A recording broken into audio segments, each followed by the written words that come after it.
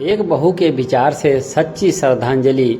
बहू, तुम्हारी दादी का देहांत हो गया है। परसों तीये की बैठक है। तुम आज ही रवाना हो जाओ ताकि यहाँ आकर दादी को श्रद्धांजलि दे सकोगी।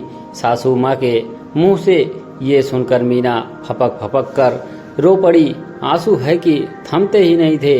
बचपन से जिस दादी के इनके साथ रही आज वो नहीं है, ये सोच के ही मीना का दिल भर आया और आंसू बहने लगे। मीना के पति राजीव को पता लगा तो उसने कहा, मैं तुम्हारा तत्काल में टिकट बनवा देता हूँ। नहीं राजीव, मैं तस्वीर से मिलने नहीं जाऊंगी। वहाँ उठावी में दादी की तस्वीर होगी, दादी तो नहीं होगी। आज जब दादी ही नहीं रही तो मैं चाचा जी के घर जाकर क्या करूंगी और किस हक से जाऊंगी। जब तक दादी जिंदा थी मैं मिल नहीं पाई। मिलने को इतना तरसी, इतनी सामाजिक बंदिशें मैंने झेली। अब सिर्फ दुनिया को दिखाने के लिए नहीं जाऊंगी। मैं नहीं मानती ये खोखले रिवाज और बंदिशें। यह कहकर मीना ने फोन रख दिया। मीना के सामने पुराने दिनों की यादें ताजा हो गई। मीना के पापा और चाचा जी दोनों अलग अलग शहर में रहते थे। दादा दादी अलग गांव में रहते थे। बचपन में मीना गांव छुट्टियों में जाया करती थी। अपनी दादी के सबसे करीब रही। दादी ही उसके बाल बनाती, बालों में मालिश करती, उसके लिए कपड़े की गुड़िया बनाती थी। उसकी पसंद का मीठा गुड़ वाला हलवा और चावल की खीर बनाती थी। वो दादी की गोद में सोई रहती थी। दादी उसे कहानियाँ सुनाया करती थी। जब मीना शहर वापस आती तो उसका मन नहीं लगता था। उसका गांव जाने का बड़ा मन करता था, पर स्कूल की पढ़ाई भी जरूरी थी। जब कभी दादा दादी के साथ शहर कुछ दिनों के लिए आती तो मीना दादी के चारों तरफ घूमती थी। दादी के खाने पीने आराम का ख्याल रखती थी। दादी के लिए एकादशी की कथा और गीता का पाठ करती थी। दादी से मीना का बड़ा जुड़ाव था। एक दिन पता चला दादी को लकवा आ गया।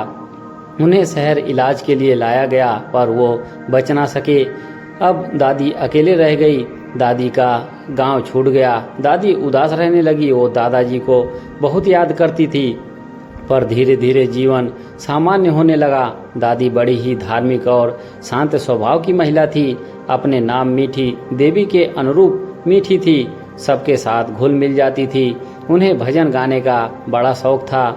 मीना के घर से मंदिर बड़ा दूर था। वहाँ कभी कभी पापा लेकर जाते थे या मीना, लेकिन रोज जाना संभव नहीं था।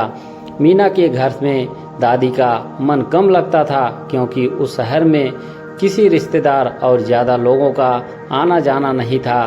दादी थोड़े ही दिन बड़े बेटे के घर रहती और छोटे बेटे के यहाँ रहने चली जाती। दादी का वहाँ बड़ा मन लगता था। घर के सामने ही मंदिर था। पार्क में रौनक थी। रिश्तेदारों के यहाँ आना जाना लगा रहता था। बुआ भी चाची जी की कॉलोनी में ही रहती थी। वो दादी से मिलने आया करती थी। इधर पापा और चाचा जी के बीच गांव के मकान को लेकर बड़ा झगड़ा चल रहा था। चाचा जी गांव का मकान खुद ही हड़प लेना चाहते थे, जबकि उसमें पापा की ही हिस्सेदारी थी। चाचा जी का कहना था, माँ हमारे पास ही रहती है तो उनका सब कुछ हमें ही मिलना चाहिए। इधर पापा ने भी दादी की हर इच्छा पूरी की थी। वो दादी को रखने को तैयार थे, पर दादी का मन चाचा जी के यहाँ ही लगता था। चाचा जी को अकेले दादी का बोझ उठाना नहीं पड़े तो चाचा जी ने हर महीने दादी के ऊपर खर्च में आधी रकम पापा से मांगनी शुरू कर दी। पापा और चाचा जी के स्टेटस में रात दिन का अंतर था। पापा सामान्य सी नौकरी कर रहे थे। उन्हें अपनी तीनों बेटियों का ब्याह भी करना था, साथ ही किराए का मकान भी था। उधर चाचा जी का अच्छा खासा व्यापार था, खुद का घर था। दोनों बेटे चाचा जी का बराबर कारोबार में हाथ बटाते थे। घर में नौकर चाकर थे, पर अकेली दादी पर पैसे खर्च करना उन्हें गवारा नहीं था। उनका कहना था कि माँ सबकी है तो मैं अकेले क्यों खर्च करूं। एक दिन अचानक रात को चाचा जी का फोन आया कि कल माँ की आंखों का ऑपरेशन है, भाई साहब 20,000 रुपये लेकर आ जाना। पापा को चाचा जी बस पैसों के लिए ही फोन करते थे। इसके अलावा चाचा जी और चाची पापा को पूछते तक नहीं थे, क्योंकि पापा का स्टेटस इतना ऊंचा ना था। रिश्ते को नहीं धन को मान सम्मान मिलता है। रातों रात पापा पैसे उधार लेकर गए पर खर्च तो कम ही आया। पापा ने हैरानी जताते हुए कहा, भाई साहब आप कुछ नहीं समझते, ये तो ऑपरेशन का खर्च 25,000 है, बाकी बाद की दवाइयाँ, फल, खाने पीने का खर्च भी तो हमें बराबर देना है। चाचा जी के मुंह से ये सब बात सुनकर पापा चुप हो गए। चाची ने दिन भर खाने के लिए भी कुछ नहीं पूछा, ना ही घर आने को कहा। पापा ने अस्पताल के बाहर ढाबे पर खाना खाया और वहीं अस्पताल में दादी को संभाला। उन्हें छुट्टी मिलते ही अपने घर शहर आ गए। पापा कुछ ना बोलते हैं क्योंकि हर जगह पैसा बोलता है। दादी के गांव के सामान और गहनों पर चाचा जी ने एकाधिकार जमा लिया और पापा को कुछ ना दिया। चाचा जी लेने में बराबर के हिमायती थे पर देने में पक्ष में नहीं थे। सालों ऐसा ही चलता रहा। इधर मीना की शादी हो गई। मीना के पति की नौकरी दूर शहर में लग गई। मीना का ससुराल और चाचा जी का घर एक ही शहर में था, पर कभी चाची जी घर आने को नहीं कहते थे। मीना का दादी से मिलने का बड़ा मन करता था। अब दादी बीमार भी रहने लगी थी।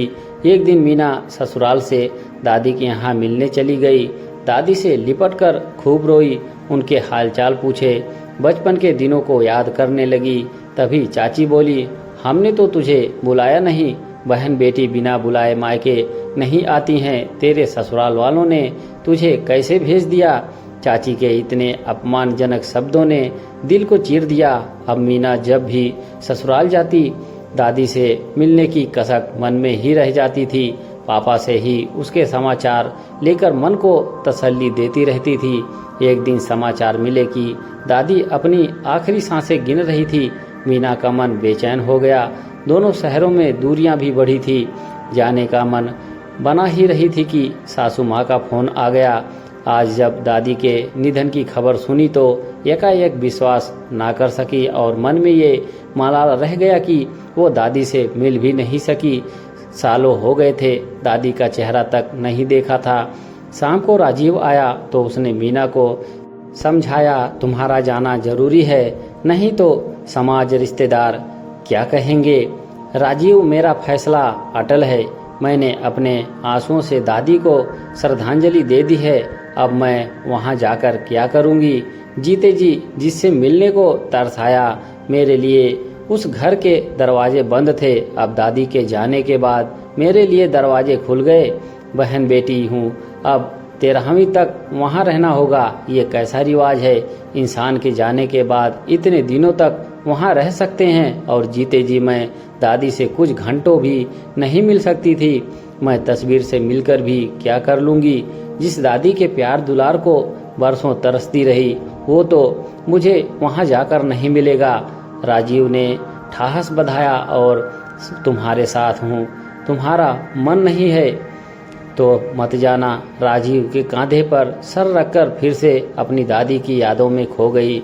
दोस्तों, जीते जी हमें जिसने मिलने नहीं दिया जाए और उनके जाने के बाद उनकी तस्वीर से मिलने बुलाया जाए, समाज की ऐसी मानसिकता, ऐसे रीति रिवाज कहाँ तक उचित है? दोस्तों, अपनी राय कमेंट बॉक्स में जरूर दें।